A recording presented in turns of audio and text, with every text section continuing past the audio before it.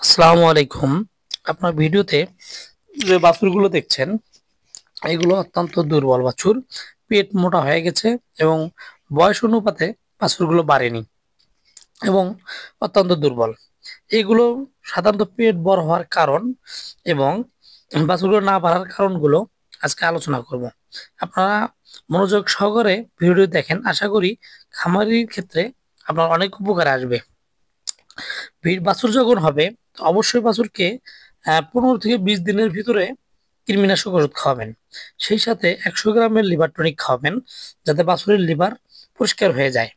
সেই সাথে কিছুদিন 1 2 2 মাস বয়স হলে আবারও কৃমিনাশক দিবেন 600 পাওয়ারের। দেওয়ার সাথে আবার জিঙ্ক দিবেন। জিঙ্কটা প্রতি মাসে 5 থেকে 7 দিন খাওয়াবেন। 20 থেকে 30 গ্রাম করে প্রতি মাসে খাওয়াবেন। সেই সাথে আপনার দানাদার খাবার কিছু করে দিবেন এবং 10 কেজি ওজনের জন্য অবশ্যই 1 কেজি দুধ খাওয়াবেন। এই নিয়মগুলো যদি আপনি নিয়মিত পালন করতে পারেন বা করতে পারেন, তাহলে অবশ্যই আপনার খামার লাভবান হবে এবং বাছুর থেকে আপনি ভালো প্রোডাকশন পাবেন এবং বাছুর দ্রুত বড় হবে এবং অর্থনৈতিকভাবে অবশ্যই আপনি লাভবান হবেন।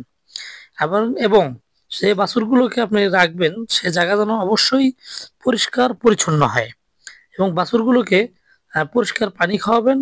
সেই সাথে কাঁচা ঘাস, দানাদার খাদ্য, এই জাতীয় খাবার পরিমাণ মতো দিবেন। এই নিয়ম করলে অবশ্যই বাছুরের পেট কমে যাবে, দ্রুত বাড়বে। আশা করি আপনার ভিডিওটি ভালো লাগলে অবশ্যই লাইক